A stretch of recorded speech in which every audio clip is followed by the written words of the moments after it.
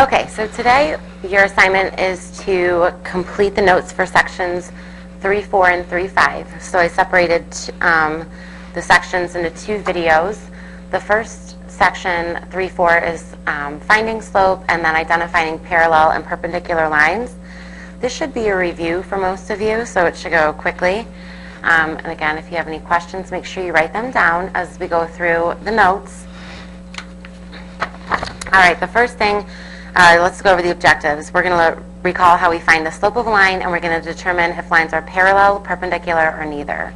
So first thing, what is slope? Well, slope is just how steep a line is. And remember, M is the letter we use to depict slope. And remember that slope is also rise over run. And some other ways that we can say that. The rise is the change in Y. And the run is the change in X. And remember, the change in Y is always the vertical change. The change in X is always the horizontal change.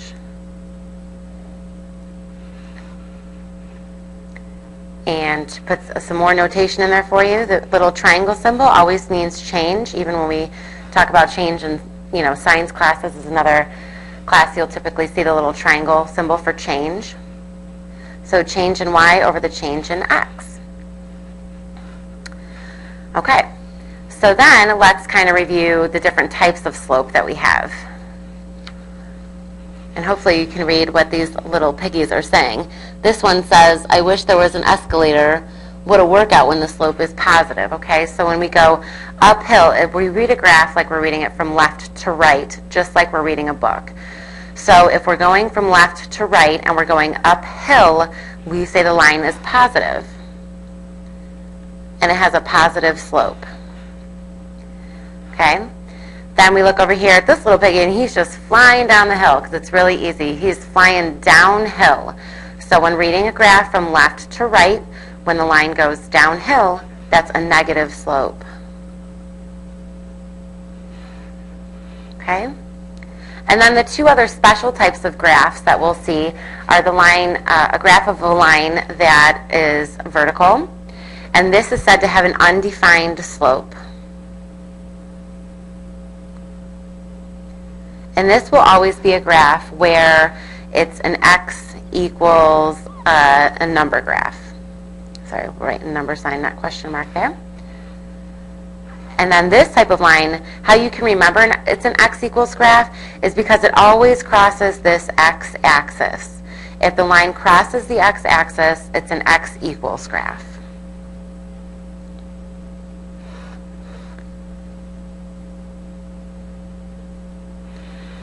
Okay, and then the last type of line we're going to look at is a line that has a slope of 0.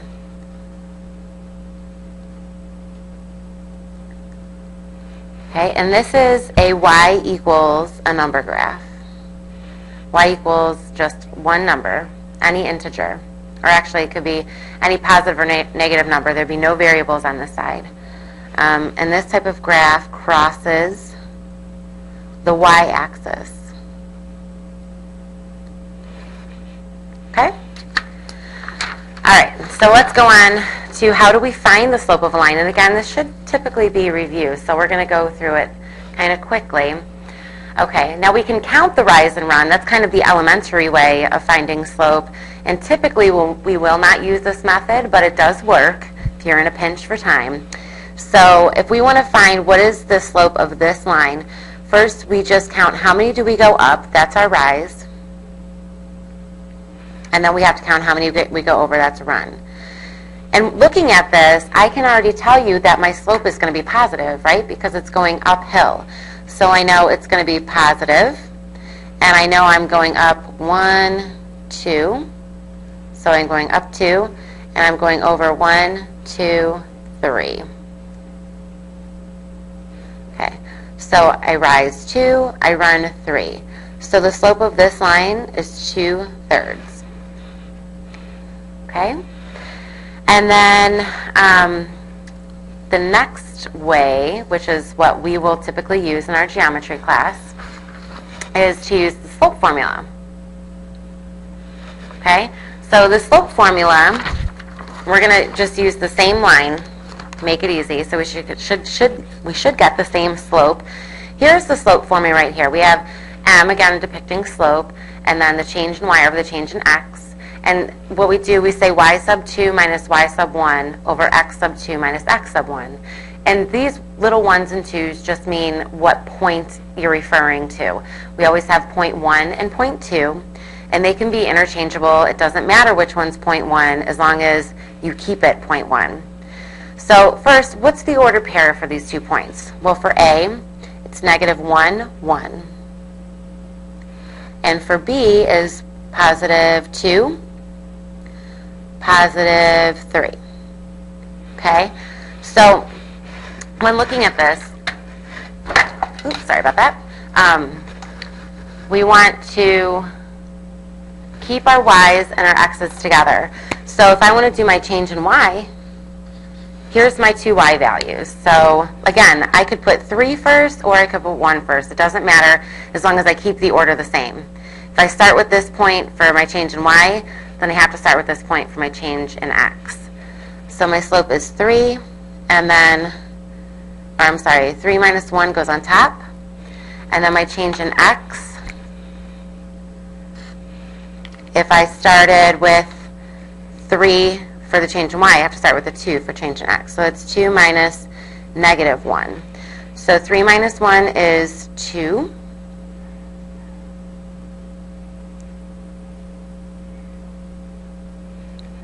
And then 2 minus negative 1 is positive 3. And this is an area we typically make mistakes in. When you have these negatives, remember you have to add the opposite. So if you are not good with adding and subtracting integers, make sure you use your calculator to check. Okay?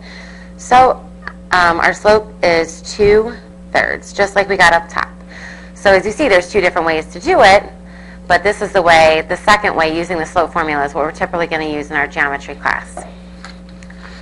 All right, now what you need to do is go ahead and stop the video, and then I want you to find the slope for number 1. You're going to use these 2 points, A and B. And then for number 2, you're going to follow the same procedure, except instead of having a graph, I'm just giving you the points, not the graph. So your point 1 is going to be negative 1, negative 4.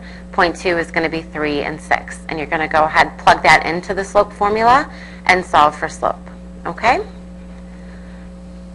Then and we'll go over those tomorrow in class. Then we'll move down here to objective 2. We're going to identify parallel and perpendicular lines. Okay?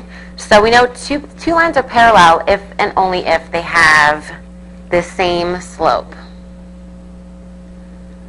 And if you can remember from back to our inductive reasoning, remember that this double arrow means if and only if.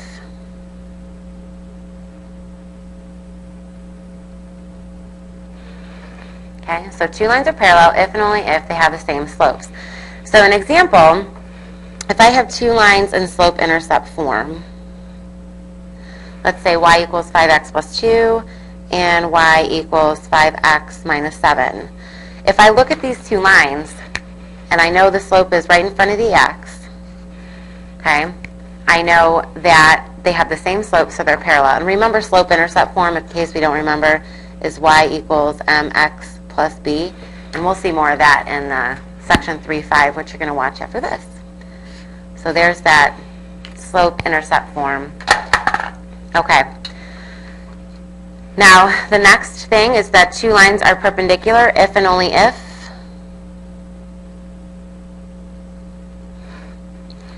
they have opposite reciprocal slopes.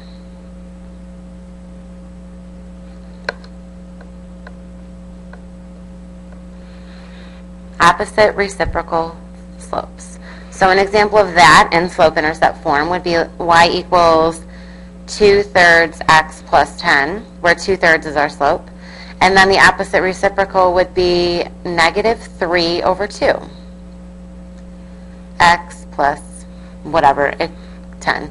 Or we could say anything. We could say 7 here if we wanted to. They don't have to have the same y-intercepts, but they do have to be opposite reciprocals. Okay? So those are the two different types of lines that we're going to finish talking about in section 3-4. So just to kind of recap, when we talk about slope, just let me say for an example that we have a slope of 1/5. Okay? If I wanted the parallel slope, remember it has to be the same. So the parallel slope equals 1/5. Then my perpendicular slope would have to be the opposite reciprocal, meaning that if this is positive, the opposite of positive is negative. And then I have to flip the numerator and denominator, so that would give me -5. And I don't have to put it over 1 when we have a 1 on the bottom. So remember, when you're doing perpendicular, you need to change the sign and flip. So if it was negative, you would make it positive. If it was positive, you would make it negative. And then always flip the numerator and the denominator. Okay? All right, so that is the end of section 3-4 notes. And again, you have these two problems to do on your own, and we'll go over these